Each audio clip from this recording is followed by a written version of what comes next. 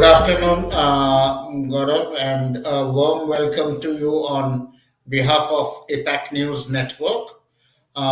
Just for your information, APAC News Network is a media organization headquartered out of Noida, and we have presence in many cities in India as well as outside India in Malaysia and Dubai. We focus on government, healthcare, education, enterprise, IT, and BFSI, as well as startups. These are our focus areas. So today's conversation, I think the best way to start would be the two things that we are looking at. One, if you can uh, trace us through the genesis of Netscout, one, and two, if you can update us on the solutions and services that are in the Netscout portfolio. Very good afternoon. Let me, without any further ado, let me get started with answering and providing you the input regarding the Netscout journey. So Netscout was founded 30 years back in US. It's a Boston-based company, started by Indian immigrants who went for higher education, and then they started the company there. It started with the sniffers. At back then, it used to be the IP network infrastructure was just starting to kind of get rolled out, and there was a need for the service assurance or quality and the performance of the network. The founders created a product which was then called sniffer. Then later on, they coined the term probe. So Netscout from day one has been a packet forensics or layer 7 packet analysis company. And since then, we have been very, very focused on the IP networks. Netscout grew by both organically and inorganically, and acquired many competition that it had in its space, like Network General, and then later on, the latest one being the assets from Danaher Group.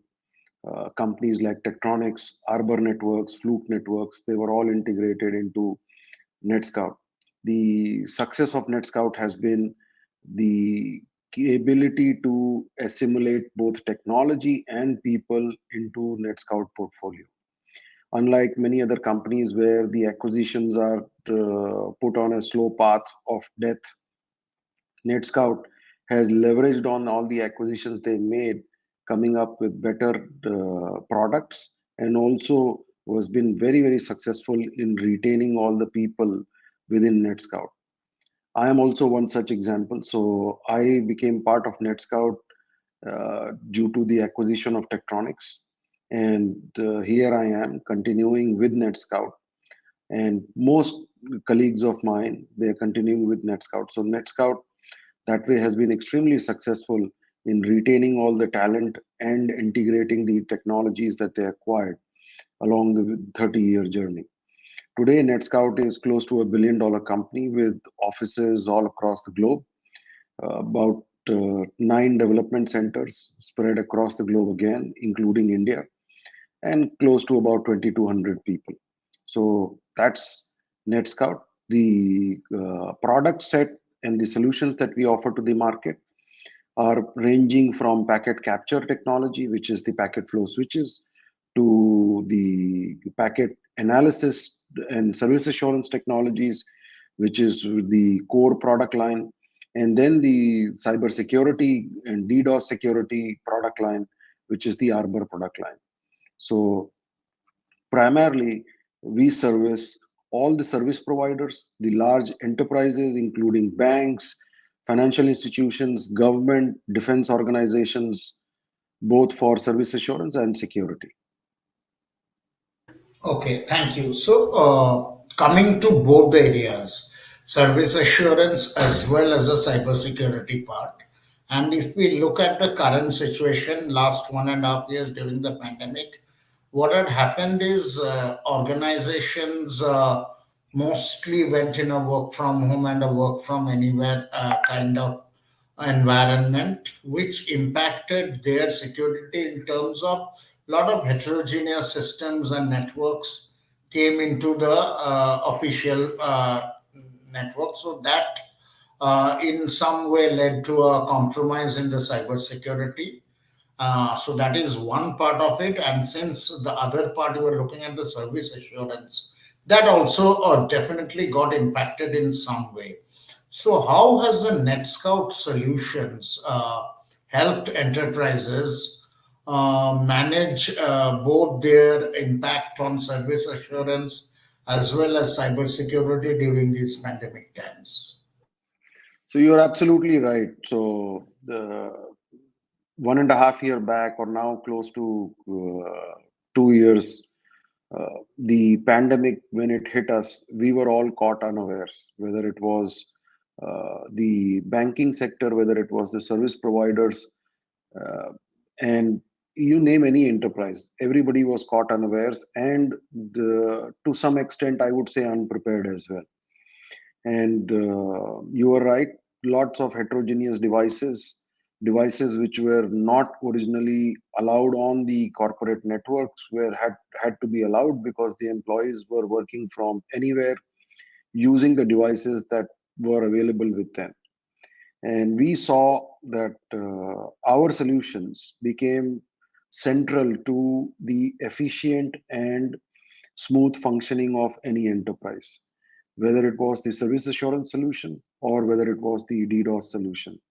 And why do I say that? Because when you have devices connected to your network which were not supposed to be connected, you need to come up with strategies to protect your network. Otherwise, those devices can become a potential threat to the network and bring down the network.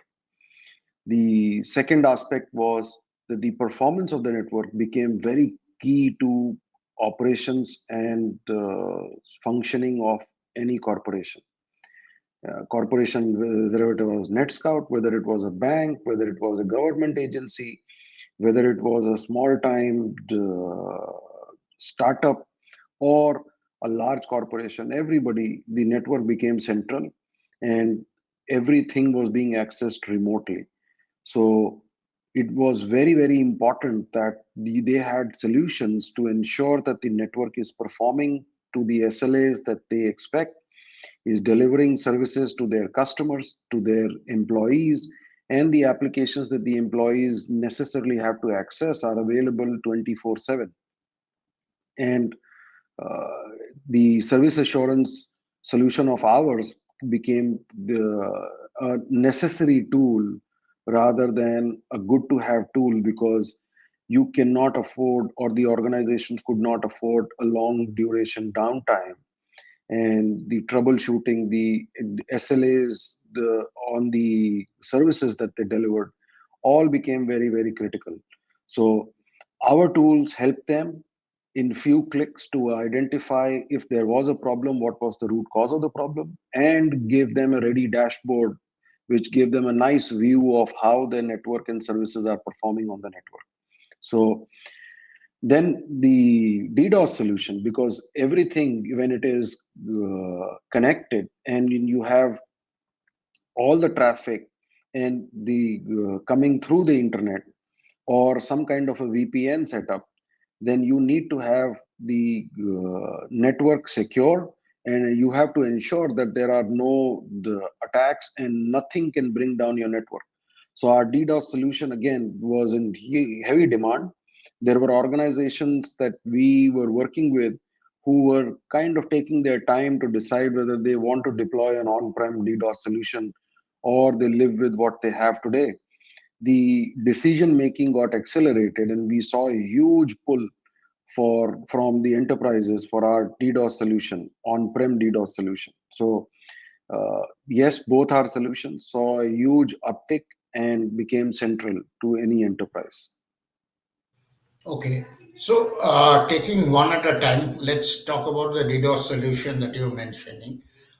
Since the DDoS solution you mentioned was on-prem, which was adopted, so can you give us illustrative use case in terms of where there was an attack, and many of these organizations were working remotely, and their solutions were on the cloud typically. So, this DDoS being on-prem, how did you help these enterprises manage?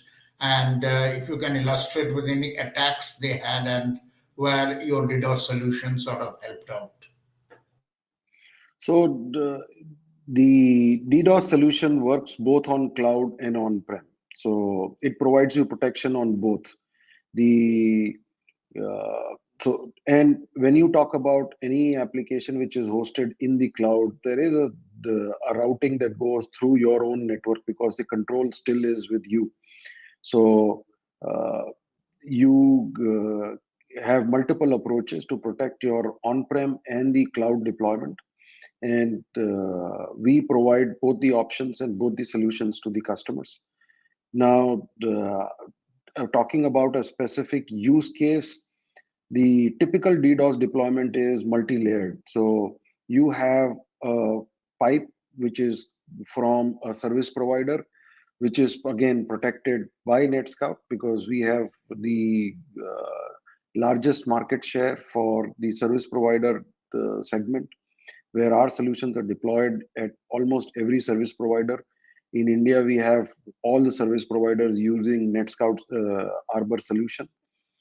So the pipe that the connects the enterprise to the external world is most often a clean pipe service that they take from the service provider, which is protected by Netscout. Then, and it protects them from large volumetric attacks. But when you talk about low and slow attack, the defense mechanism had to be on-prem because the attack vectors are changing, and in most cases, the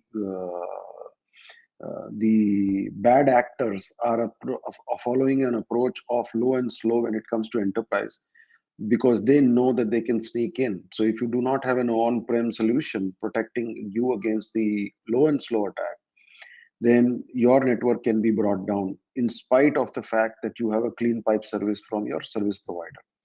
So it became very, very important that the enterprises have on-prem deployment and the cloud deployment so that they are protected against the low and slow the attack.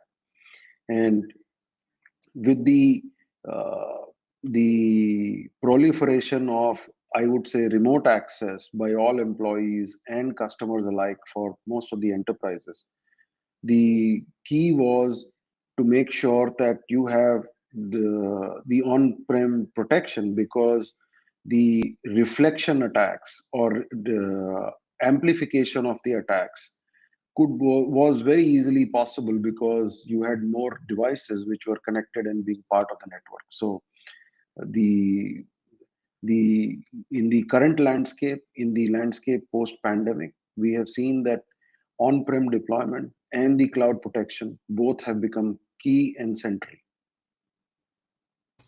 Okay. We'll come back to the security part later. Now, on the service assurance part, I'd like to understand two things. One, overall, how does the service assurance tools that you mentioned, how do they work? And two, I'm talking in today, if you look at most enterprises, especially after this migration toward cloud got accelerated in the last 1.5 years, they will have a typical multi-cloud environment. So there will be multiple cloud service providers. There will be maybe the certain of the public cloud service providers, AWSs and Azures. Certain applications will be on clouds from, then certain applications will be on certain private clouds. There might be some applications on the edge also. So in this typical multi-cloud scenario, and where the enterprise will be working with multiple solution providers, how does the service assurance tool ensure real assurance about the services there? So, very good question. And I think it is important to understand not only our solution, but how does one ensure that the quality of service is not compromised in a multi-cloud or a hybrid environment? So again, the situation is very simple. We can make it complicated, and the environment is complicated in a multi-cloud environment. But to keep it simple, the key is that when you have your, and I'm talking about the employees accessing your applications, which could be in a hybrid environment. The key is that you cannot control what goes on in the cloud, because that's the responsibility and the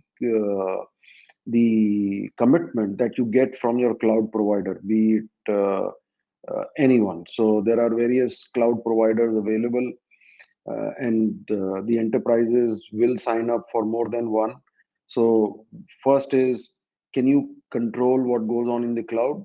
The answer is largely no, because that's an SLA and the commitment that you have from your service provider. You are dependent on them. But what you can control is what you how it is interacting with your the physical infrastructure that you have on-prem. So the typical strategy is that you instrument the on-prem at the edge and see and capture the traffic or the packets going in and out, so that you know that at least on your side, everything that is supposed to function in a particular way is functioning. That way, you are eliminating all the problems on your side of the equation, the cloud part of it. And then you can point out to the cloud provider whether it is happening with cloud provider A or happening with cloud provider B, or for that matter, it is happening with your own private cloud. So then you get visibility and you can provide those information and those inputs back to your cloud provider. That makes easy for them to troubleshoot and provide you a resolution quicker. You can also instrument, because most of the times the cloud providers, if the customers ask for, they allow you to instrument in the cloud. And we have soft solutions to instrument in the cloud your own the infrastructure, your own application that are hosted, and you get visibility at that layer as well. But the first is, and I think the key is, to instrument at the edge so that you get visibility and assurance that everything that is working in your environment is working as per what it is supposed to deliver. And we provide layer 7 visibility, so you exactly know where the problem is. This automated instrumentation that you are talking about, that at the different level, I have two queries here. One is on these automated instruments, and as you rightly mentioned, the enterprises themselves make the environment further complicated in terms of it's not just the cloud, even the applications. There are containerized applications and things like that. So when this automated orchestration and applications in different containers are there, and how do you ensure the service quality there without compromising on the productivity or the performance part of it? So we Because don't interfere. Sorry, go ahead, complete. that was my question, and without impacting the performance or the productivity part. So we do not interfere with any of the application, be it wherever it is sitting. We do not touch the application. What we touch is on the wire what is going in and out. So we capture the packets outside the application. So we don't put any sniffer or any agent inside the application. So what we do, and that's a unique part of the Netscout solution, that we treat any application as a black box, whether it is, and that way it makes life simpler for us as well, because then you could be sitting in a container, you could be sitting on a VM, you could be sitting on a physical server, it really doesn't matter. So we capture the packets outside on what is going on the wire, be it physical wire, be it the virtual wire, and we capture the packets and analyze the packets. So if you are trying to use our solution to fix the problem in the code, well, we will not be able to help you. We will indicate to you that the problem seems to be in the application because everything else is working fine. But our tool does not help you to fix the problems in the code. What it does help you to fix and identify the root cause is everything other than the code, whether it is the problem with the VM, whether it is the problem with the container, whether it is the problem with the server, whether it is the problem with the physical routing switching infrastructure, whether the problem is at the firewall level. So we tell you where the problem is, and then the further debugging can be done using the specific tools required for that. Thank you. So now we talked about the technology part. If we translate this into the business part, what especially is true when you are saying you analyzing the packets as well as on the service assurance part, there were certain SLAs in terms of the service assurance. So those SLAs, some of those SLAs were from the pre-pandemic times also, and SLAs being so critical with enterprise in service assurance. How did they get impacted during the pandemic, and how did you sort of manage that? So with our tools, the enterprises who had deployed our solution, they came to very quickly identify whether the problem is with the bandwidth getting choked or whether it is the web conferencing infrastructure that they had in place, or the the application resources getting choked because of multiple access at the same time, which was not when it was designed and how it was designed for. So the enterprises who had our tools already deployed, they quickly figured out what the problem is, and they ramped up the infrastructure. So some of them, they had to increase the bandwidth, and they went up back to their service provider asking for additional bandwidth. And sometimes it was the case with they had to put more servers on the VPN side, sorry, the application side, to make the application more, I would say, responsive, uh, because of multiple access, simultaneous access. So I, our tools help them to identify where they needed to make the investment and what the problem was. Okay. You mentioned earlier, and obviously, for the cybersecurity part, BFSI has always been one sector which is very technologically advanced. Overall, if I may ask from Netscout perspective and looking at vertical wise, which are the three, four key verticals where you witness maximum traction, and which are the verticals where you are looking further to expand? So for us, BFSI has been one of our large verticals, and it will the that profile has not changed because of pandemic. The pandemic, if anything, accelerated the engagements and the decision making cycle, and that remains to be the case. So we don't think the profile of the vertical or the customer segment will change for us, because they knew the utility and the importance of having tool like ours, whether it is on the security side or the service assurance side. So the banking and financial services will continue to be one of our key pillars.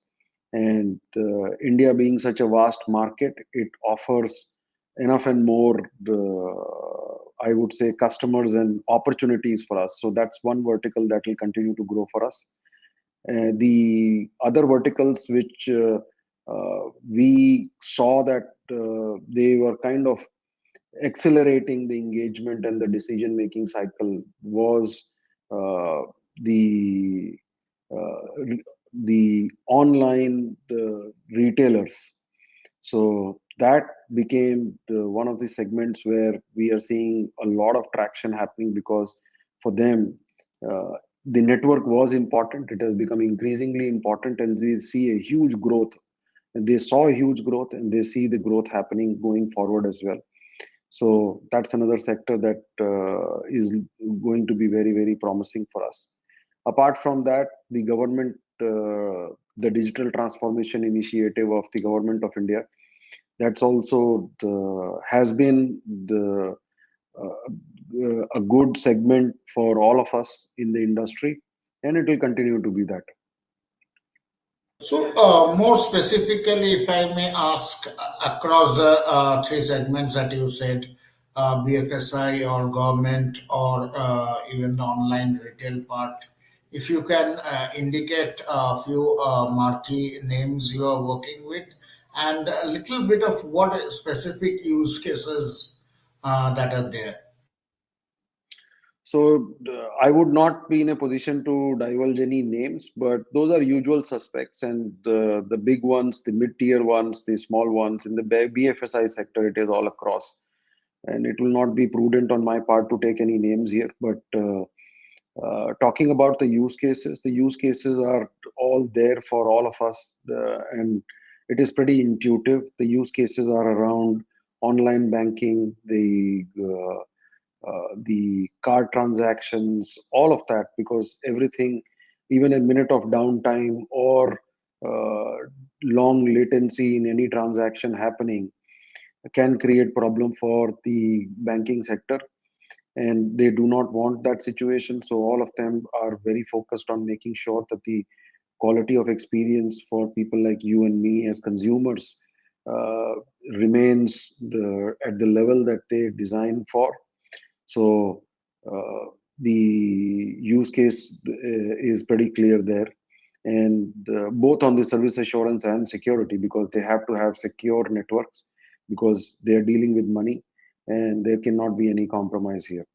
So the all of the banks, as I said, large, medium segment, mid segment, the small ones, the cooperative bank segment, all of them, they understand the importance of service assurance and the security, and hence the use cases are pretty straightforward. What about the government projects that you mentioned? What are the areas in governments that you are working with, and what are the sort of the use cases there? The the one of the use case that I can give you an example and highlight here is the smart city projects that the government of India is running. Each of the smart city, what is key and central to them is the network infrastructure, right? The and that has to perform at an optimal level for all the services on the smart city framework to perform, and they need tool like ours to make sure that the network is performing well. It is providing the same level of services to all the applications running on the infrastructure, and to give them an ability, just in case the network has a problem, in few clicks identify what the root cause is and point them to the right direction. So that's a very good and clear use case that I can talk about. And the other use cases in the government projects are because the government is taking initiative to transform all the government functioning to be available online, or to be in a digital format. So whenever you talk about network, whenever you talk about the digital transformation, the service assurance and security becomes central. So those are the typical use cases for which we are engaged with across government, central and state. And if I may ask, what sort of go-to-market strategy you follow? One is in terms of partner network and client acquisition. What are the modes that you follow? So we have the Netscout and people covering large parts of the geography. Plus, we rely heavily on our partner ecosystem. So we have a robust two-tier partner ecosystem where we have the distributors, we have partners working under the distributors, and then we have partners who are working directly with the end customers. So it's a multi-tier architecture of that we have put in place, and our go to market is both direct as well as the partner. And partner ecosystem is very critical for our growth, and we work very closely with our partners. Okay. And in terms of specifically, again, if we look at the last 1.5 years and working with partners also during this time, so how have you balanced between acquiring new customers and sort of retaining the existing ones by, if I may say, deepening the engagement with the existing customers? So, how was the balance maintained between the two? So again, this is not only during the pandemic, but this is a balance or the go to market that we always follow, which is our existing customers our pillar of growth. So because they know our technology, they are using our technology, they can and they know what Netscout is delivering to them in terms of value of their investment in Netscout technology. So the existing customers, there is a huge focus on that, and we make sure that we spend more time with our existing customers, educating them on how to better utilize our technology and what new is Netscout bringing to market so that they benefit out of it. The new logo acquisition or new customer acquisition is always growth engine, and again we rely on our partners to take us to new accounts where we are not present, and help us get into segments where we directly do not have any presence today, or uh, they have better reach than us. So the new logo acquisition is driven by, I would say, good PR generated from the existing customers, leveraging and getting their positive feedback, and getting them to refer us to new customers where we are not present. The other route to market is the partners, as I said. So partners new bring us to new customers where we are not there. So it's a continuous balancing, and as I said, we make sure that we provide disproportionate high focus on our existing customers, because we strongly believe that they are our biggest brand ambassador and a source of generating new leads. And if I may ask you, from a NetScout perspective, specifically in areas of the packet forensics that you mentioned or service assurance, who will be some of your main competitors there? And especially as some of the competitors have come into the fold, your inorganic growth you mentioned, but currently, who are the main competitors and what will be one or two of your unique differentiators? So honestly speaking, Netscout is in a space of its own. There is no competition that I can point to which does what Netscout does. Why? Because if you look at the service assurance companies, there are companies who compete with us on the service assurance side.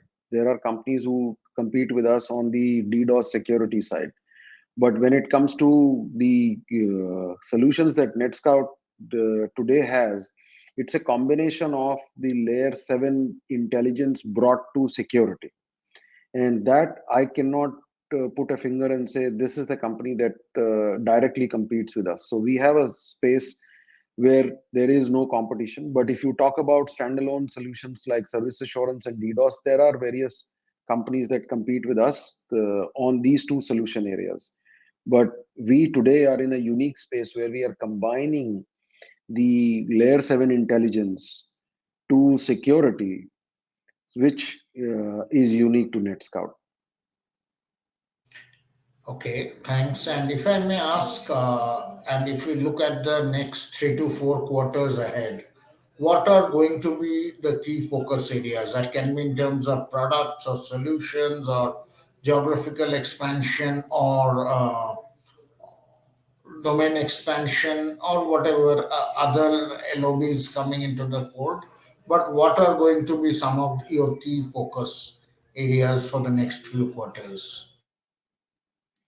So for 3 4 quarters, I would say, or rather, let me take a 12 to 18 month view. So the market is India is a very exciting place to be in. There is huge growth happening and investments happening all across, whether it is the private sector, whether it is the government sector. So everywhere there is investment happening, there is growth happening, and these are exciting times for India per se, and for us. For our solutions, they have become, as I said, very, very critical and central to any enterprise. Uh, and I think it will continue to be. It's a it's a transformative impact that the pandemic has had. I don't think there is going to be any situation where we will ever go back to pre-pandemic era. The world has changed, the way the companies function has changed, and this is here to stay. So in the next 12 to 18 months, we think the service assurance and security portfolio of ours will find increasing demand as it has seen in the last 12 months or 16 months, and it will continue to see a greater demand. The I would say the verticals will continue to be what we have been ever focused on: the banking, financial services, the government sector, and the service provider segment, which is our biggest customer base today. So these segments will continue to grow. From a solution standpoint, what we are doing new and what we are kind of going to bring to the market is the space that I talked about, which is the packet forensics or security analytics, which is bringing the layer 7 intelligence to security. So this is something that I think we are very, very excited to bring those solutions to market. And that is something that we are going to be educating and working with our customers to ensure adoption in the next 12 to 18 months. Thanks a lot. Really appreciate you taking your time out, and it was a very informative discussion, and I'm sure it will help all our viewers and watchers. Thanks a lot. Thank you so much for having me on today. It was very, very interesting and some very, very interesting questions that you put forward. So thank Thank you you. so much. Have a good day. Thank you.